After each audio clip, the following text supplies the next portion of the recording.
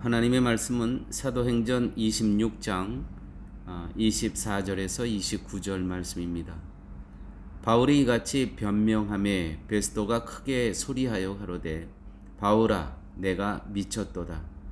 내 많은 학문이 너를 미치게 한다 하니 바울이 가로되 베스도 각하여 내가 미친 것이 아니요 참되고 정신차린 말을 하나이다. 왕께서는 이 일을 아시기로 내가 왕께 담대히 말하노니 이 일에 하나라도 아시지 못함이 없는 줄 믿나이다. 이 일은 한편 구석에서 행한 것이 아니로소이다.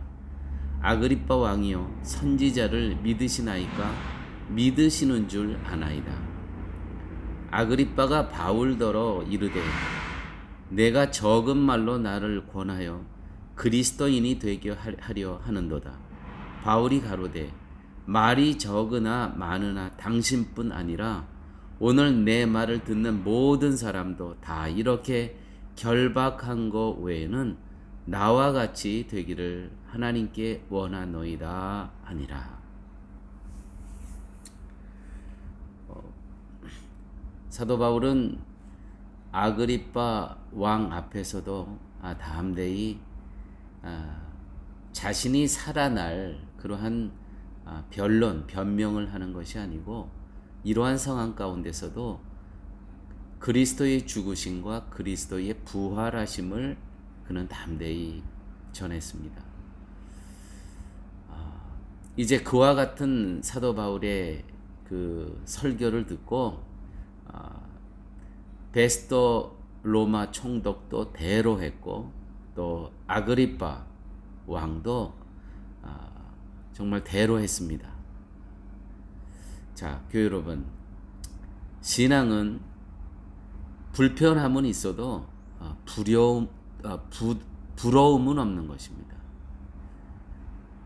그래요.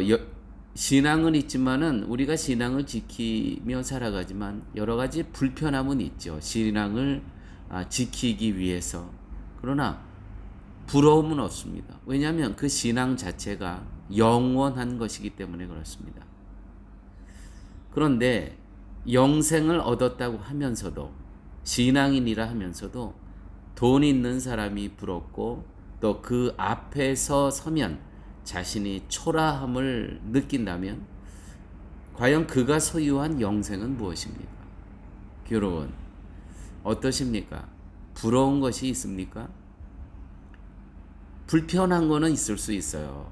그러나 우리에게는 영생이 있기 때문에 사실은 이 땅에 살면서 부러운 것이 없어야 됩니다. 성도가 세상에 보여줄 것이 있습니다. 그것은 하나님을 아는 것이 가장 귀하고 가치 있는 것이라는 그 사실을 보여주면서 살아가는 겁니다. 불편함 속에서도 그 진실을 우리는 드러내며 사람들에게 보여주며 살아가는 겁니다. 그래서 나를 통해 또 교회를 통해 생존하시는 하나님, 예수 그리스도의 그 십자가의 은혜가 전달되어져야 된다는 것이죠. 그래서 이것을 보여주기 위해서는 세상의 조건에 굴복하지 않는 겁니다. 굽히지 않는 겁니다. 비굴하지 않는 겁니다. 여러분, 우리의 삶 가운데 세상의 그 화려함, 또 세상 것에 비굴한 영혼들이 얼마나 많이 있습니까? 전 그럴 거 볼 때마다 저 사람 정말 신앙 있는 사람 맞나? 너무 비굴해요. 그 앞에서 눈치 보고 그 사람의 마음을 들게 하려고 하고 내가 갖고 있는 복음은 하나도 소중하지 않습니다. 오늘 본문에서 사도 바울은 성도로서의 당당함을 보여줍니다. 사도 바울이 예수 그리스도의 죽으심과 예수 그리스도의 그 부활하심을 담대히 선포합니다. 그랬을 때 베스도가 소리하여 가로되 바울아 내가 미쳤도다. 내 많은 학문이 너를 미치게 한다. 또 아그리빠 왕은 바울더러 이르되 내가 적은 말로 나를 권하여 그리스도인이 되게 하려는도다. 교회 여러분, 우리가 삶 가운데 이렇게 사람들로부터 이러한 그 모욕적인 말과 또 내가 살아계신 예수님을 증거하면서 이런 반응을 들어본 적이 있습니까? 이게 정상이거든요. 그런데 우리는 사람들이 기뻐할 말만 합니다. 근데 사도 바울은 그렇게 살지 않았다는 것입니다. 사도 바울은 지금 세상적인 기준에서 본다면 아주 초라하고 최악의 상황입니다. 사실 여기서 자기가 살아날 국리를 했다면 얼마나 정말 이 사람들 비유를 마치고 좀 비굴하기까지 하면서 자기 변명을 얼마든지 할 수 있겠죠. 그러나 사도 바울은 어떠한 상황과 어떤 사람 앞에서도요, 예수 그리스도를 전하는 일에 조금도 비굴하지 않았습니다. 눈치 보지 않았다는 것이죠. 오늘 29절 말씀입니다. 29절. 바울이 가로되 말이 적으나 많으나 당신뿐 아니라 오늘 내 말을 듣는 모든 사람도, 지금 아그리빠 왕과 베스도 총독 앞에서 오늘 내 말을 당신 둘뿐이 아니라 내 말을 듣는 여기 많은 사람들도 다 이렇게 어떻게 결박한 것 외에는, 내가 지금 이렇게 그 결박당하고 있는데, 체포당하고 있는데, 묶여 있는데 이것 외에는 나와 같이 되기를 하나님께 원하노이다. 나와 같이. 바울이 자신의 이 처지, 이렇게 된 것 외에는 나와 같이 되기를 원하노라. 뭐예요? 예수 그리스도의 십자가에서 죽으심과 그가 부활하심을, 또 그가 승천하시고 오늘도 하나님 우편에 앉아 계셔서 우리를 위해서 중보하시고 그가 다시 이 땅에 오실 것을 나와 같이 믿기를 원한다. 담대하죠? 그런데 오늘 본문을 좀 깊이 보면 나와 같이 결박한 것 외에는, 여러분, 이거는 굉장한 여유입니다. 이거는 굉장한 유머입니다. 사람들한테 하면서 이렇게 묶여 있으면서 이 상황을 한번 생각해 보세요. 다 나와 같이 되기를 원합니다. 이런 믿음을 갖기를 원합니다. 그러면서 하는 얘기가 이렇게 결박한 거 외에는, 여러분, 이건 사실은요 굉장히 웃음이 나는 굉장히 유머스러운 상황입니다. 여유죠. 신앙인은요, 여러분, 여유가 있어야 됩니다. 여유가. 여러분, 예수님의 삶을 한번 생각해 보십시오. 이 여유라는 것은 그 어떠한 상황 가운데서 우리에게는 그 영생이 있기 때문에, 세상에 부러울 것이 없는 거예요.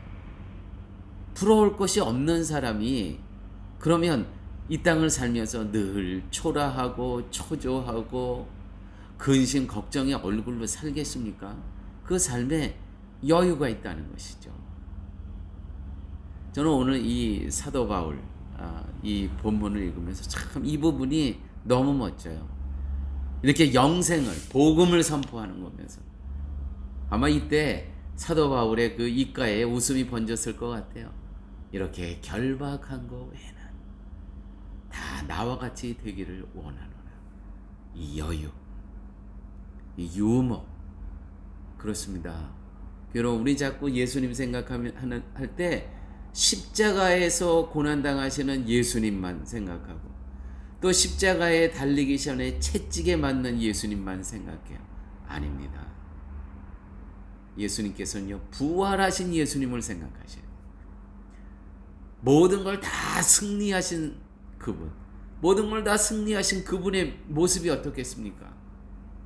기쁨과 희락과 유쾌함과 그 자유함, 그게 보여지시지 않겠어요? 성도의 삶은 이런 겁니다. 자, 여러분, 바울이 이렇게 내가 결박한 것 외에는 나와 같이 되기를 원하노다, 이런 말을 하는 것은 바울에게는 왕이고 총독이고 지위나 권력, 그리고 어떤 부, 소유, 아무것도 아니라는 거예요. 그건 잠시 잠깐 이 땅에 살면서 필요한 것들이죠. 정말 영생을 위해서 필요한 것이 무엇인가? 그러므로 교회 여러분, 우리가 노후를 위해서 많은 걸 준비하죠. 중요합니다. 우리 노후를 준비해야 됩니다.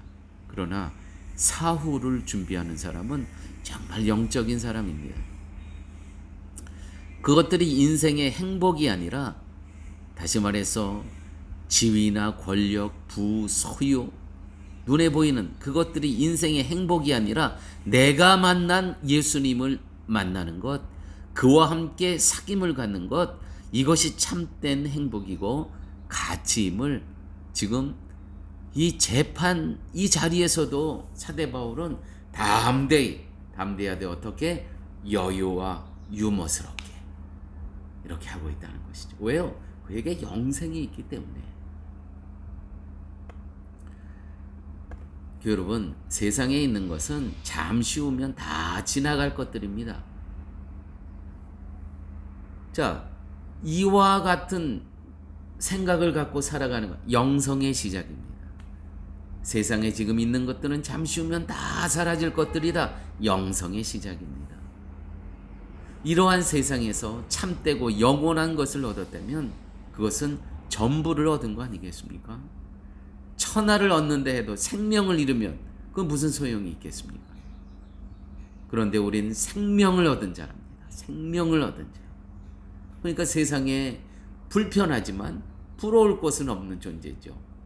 영원을 이미 예수 그리스도의 십자가의 은혜로 그와 사귐을 통해서 얻고 살아가는 자이기 때문에 그렇습니다. 그래서 바울은 나와 같이 되기를 원한다. 지금 여기가 어디입니까? 재판장 그 앞입니다. 재판받는 장소예요.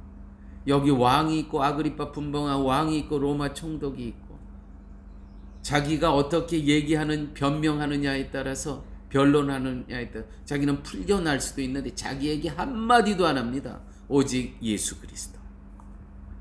이 성도는요, 정말 저 사람 영생이 있는가, 신앙이 있는가, 그분의 언어를 보며 알 수가 있는 거예요.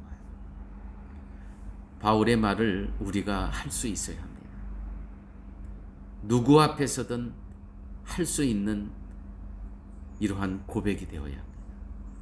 여러분, 그러나 가장 가까운 자에서부터 우리는 인정을 받고 살아야 돼요. 저도 제 자녀들이 있지만 과연 가장 가까이 있는 내 자녀들은 나를 어떻게 생각할까? 또한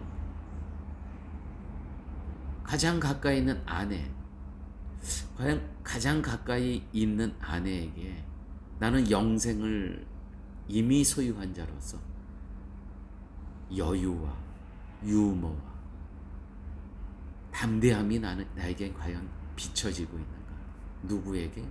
가장 가까이 있는 사람. 근데 우리는 신앙이라고 하면요, 좀 오해를 해요.